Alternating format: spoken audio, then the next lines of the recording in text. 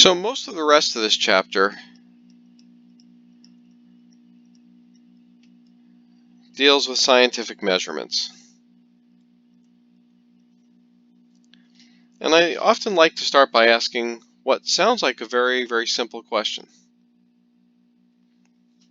What's the boiling point of water?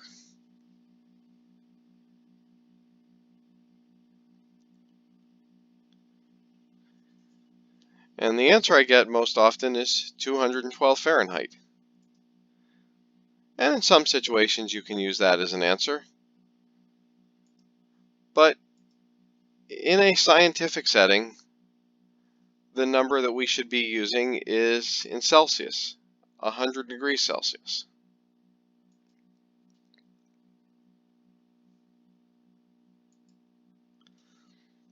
And that's because in science,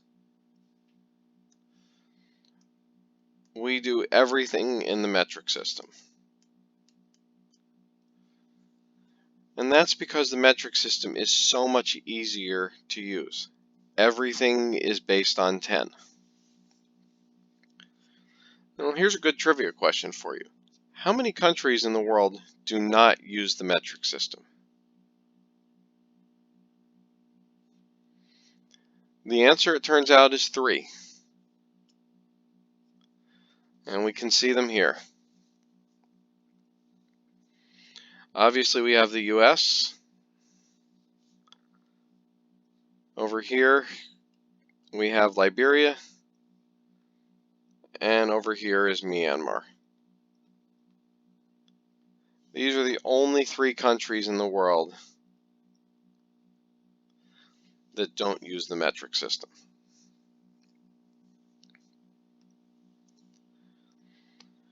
Now, what are our base units?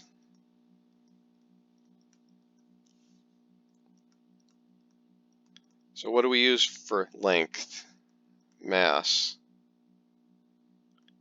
temperature, energy, volume, velocity, amount of matter,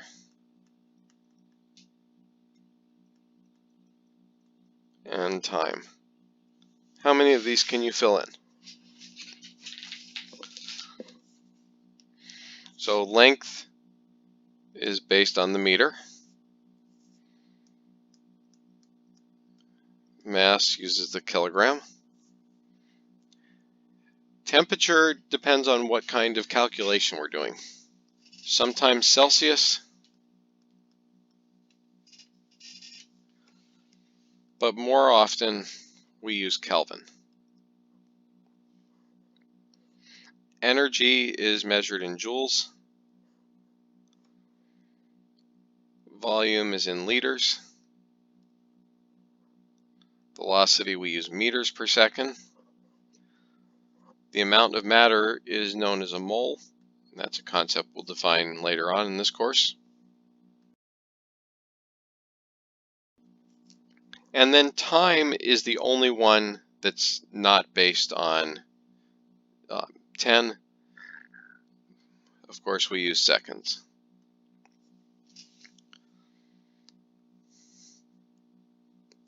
Although people have tried to invent the concept of metric time.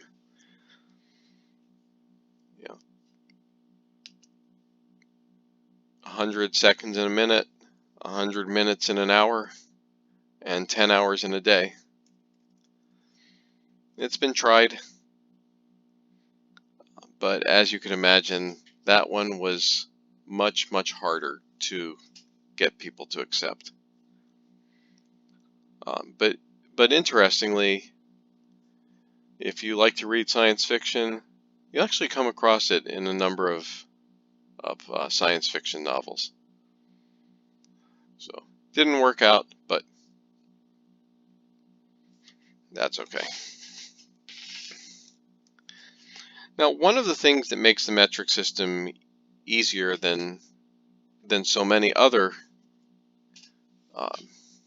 than the other systems that we're more used to is the difficulty in converting between units.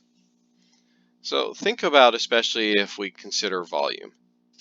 How many different numbers do you have to remember when converting teaspoons to tablespoons, to cups, to quarts, to pints, to gallons, to hogsheads?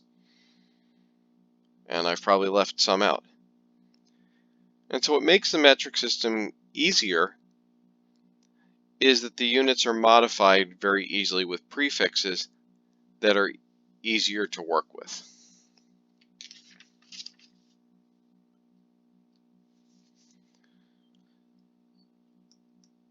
And so these are some of the common prefixes, and these are the ones that we should know.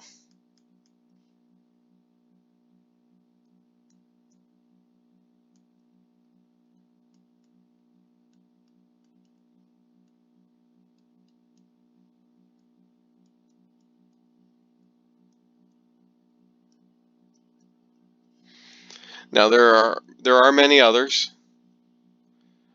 but these are sort of the ones that to me are the most important, because the ones beyond this really get into much more minor items,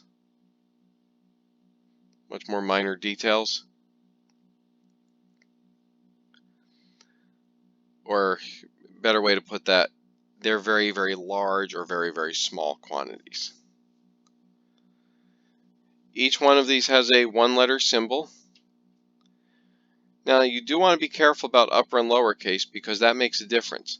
Mega is a capital M, whereas milli is a lowercase m. Micro here is a Greek letter mu.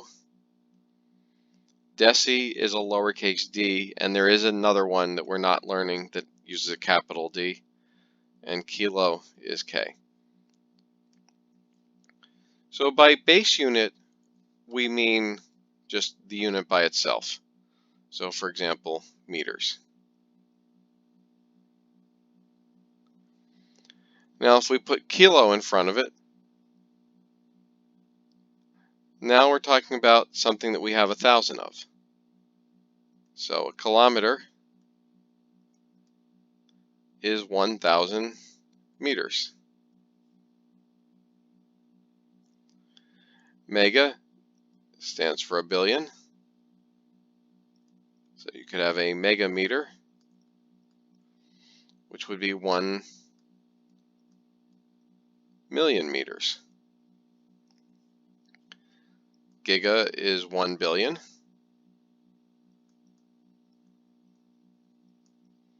And you could have a gigameter, which would be 1 billion meters.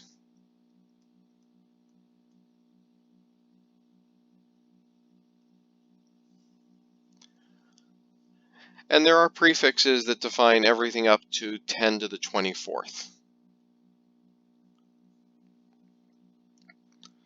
We can also go the other direction. Deci, 10 to the minus 1. And so I'm showing these with meters, but these can modify any unit. Joules, liters, grams, moles, seconds, anything.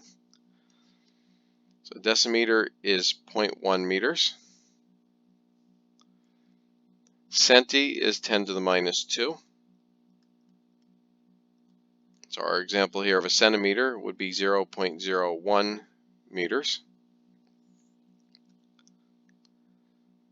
Milli is 10 to the minus 3.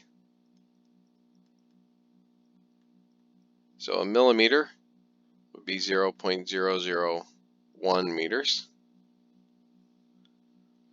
Micro is 10 to the minus 6. Nano 10 to the minus 9. And 10 to the minus 12 for pico.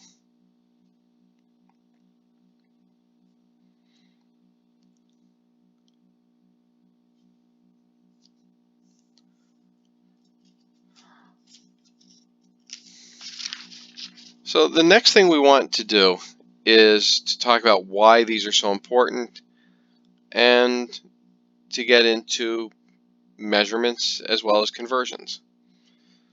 So why are these units so important?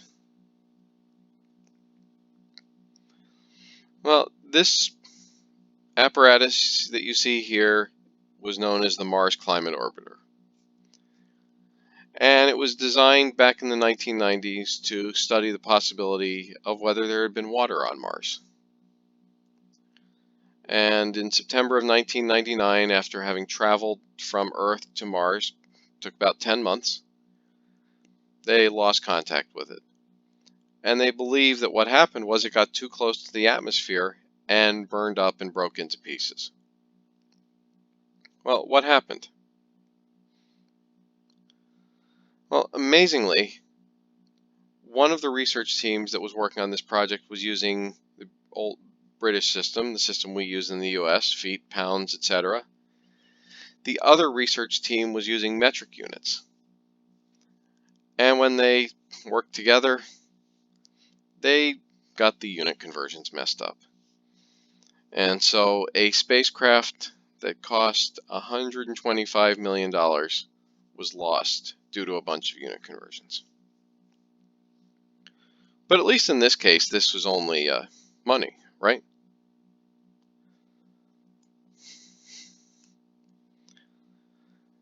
This ship is known as the Gimli Glider. And what happened? Well, again, a failure in unit conversions. Back in 1983, this is not a glider, obviously. This is a 767 jet.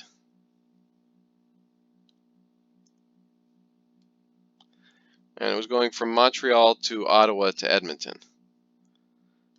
And for those of you not familiar with Canadian geography, starting here in Montreal, going to Ottawa, and then attempting to make it out to Edmonton. Well, when they were refueling the plane, someone messed up the math. And so they got over here into Manitoba. Oops, that wasn't. And they ran out of fuel. Now, fortunately, the pilot was actually an experienced glider pilot, and he decided that he was going to treat the plane as if it was a giant glider. And remarkably, he brought the plane down with only some minor injuries. So, fortunately, they were okay. But here's a couple situations where unit conversions, in one case, led to a major financial loss, and in another case, could have had some rather tragic consequences. Another reason we might want to be able to use unit conversions is if we don't, it might be very easy to present something in a way that sounds meaningful, but is it?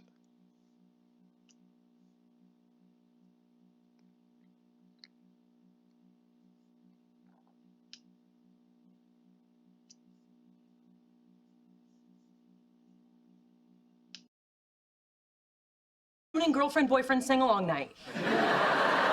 I'm sorry. I'm looking for a barber, and I'm running out of time. My hair is growing at the rate of 4.6 yacht meters per femtosecond. If you're quiet, you can hear it.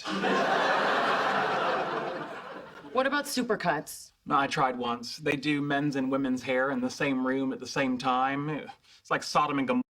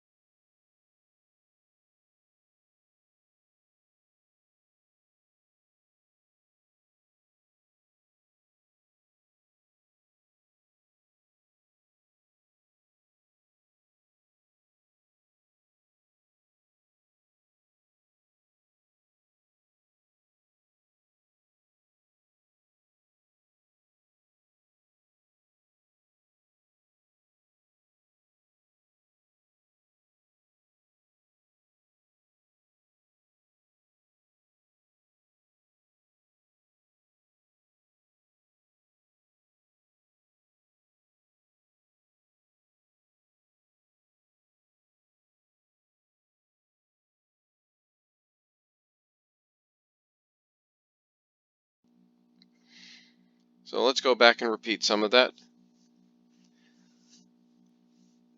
because I believe I accidentally had myself muted. Significant figures are going to reflect the accuracy of our measurements. And that's because every measuring device we use has a limitation on how accurate it is. And so as you can see here, I've drawn a picture of a thermometer showing 50, 51, 52 degree markings. And we can see that the alcohol in that thermometer is somewhere between 51 and 52 degrees. So we know in this case that the measurement of the temperature is greater than 51, but less than 52. And so what that means is we can be certain of the 51 as our measurement. And we can be certain that it's between 51 and 52. Any digits that we list past that, such as this 6, are going to be an estimate. And so we always estimate one digit beyond what we can be certain of. So we're certain of the 51, so we'd say 51.6. Could this also have been 51.5 or 51.7? Sure. And so that's why we have to make that kind of estimate. So we need rules for determining significant figures, because once we do a calculation, we don't want our calculation to reflect more accuracy than the actual measurements did. So first thing, all non-zeros are always significant. So if you're counting numbers of significant figures within a number, the zero, anything that's not a zero is very easy. If it's not a zero, you know it's significant. So if you had 3.18, that's going to be 3 significant figures. 122, again, 3 significant figures.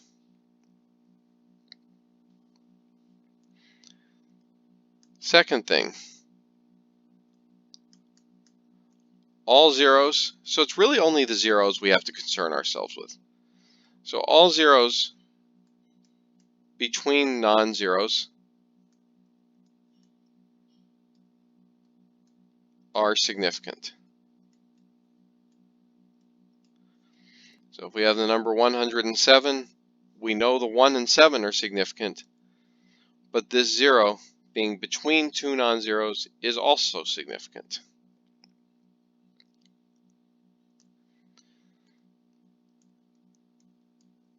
Zeros to the right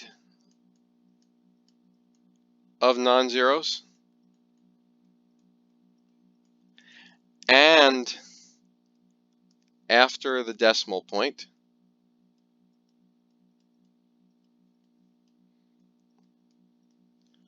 are always significant.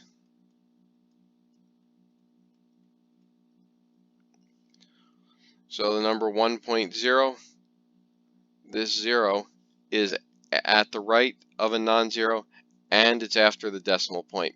That makes it significant.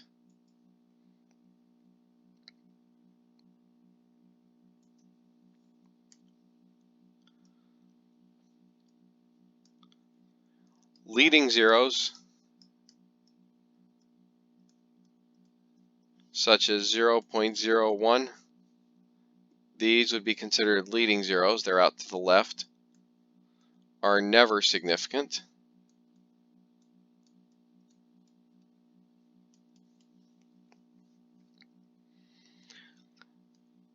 And zeros at the end of a number, but before the decimal point, such as the number 100.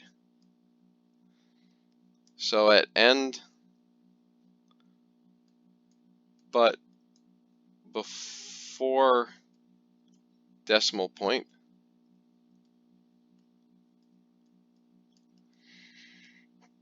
are ambiguous. And so we often try to avoid situations like this.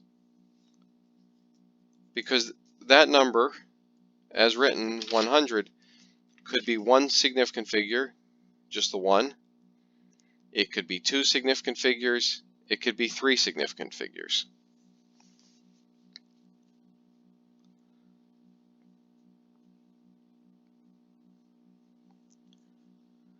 And so there's other ways that we can do it, such as using scientific notation. So all three of these values represent 100, but they very clearly give us one significant figure, two significant figures, or three significant figures.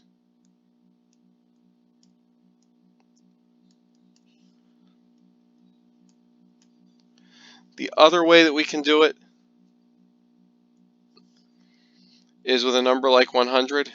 If we wanted to define it as both of the zeros being significant, it looks kind of funny, but sometimes we can put a decimal point after 100.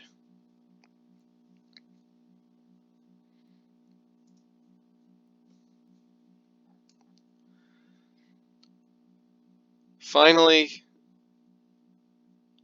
we also need to talk about how this is affected by mathematical operations.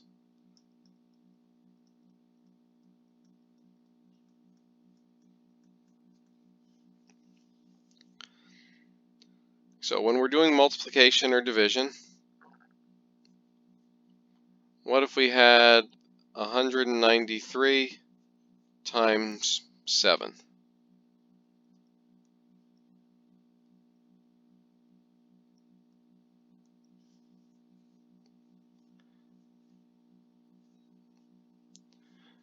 What we look at is our first number has three significant figures.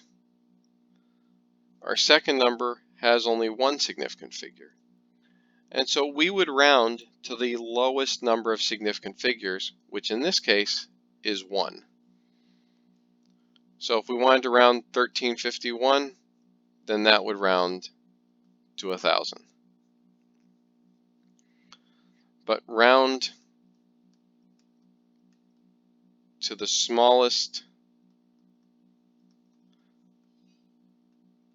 number of significant figures. Addition and subtraction work a little bit differently.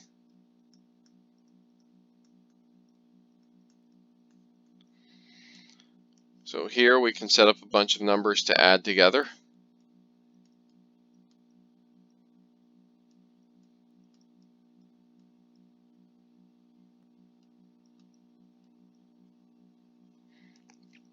And we'll add these.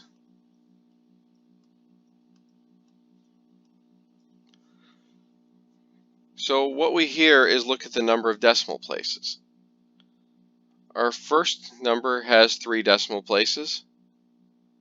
Second number has 2 decimal places. And third one has just 1 decimal place. And so we round to the smallest number of decimal places.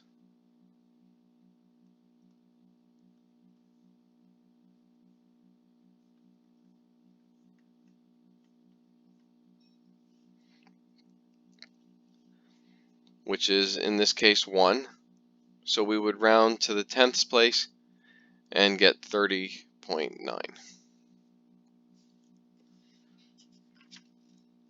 So from here, you should get out the first in-class exercise. It deals with some practice problems for significant figures. And if you give those a try, the start of the next video will be going over the solutions.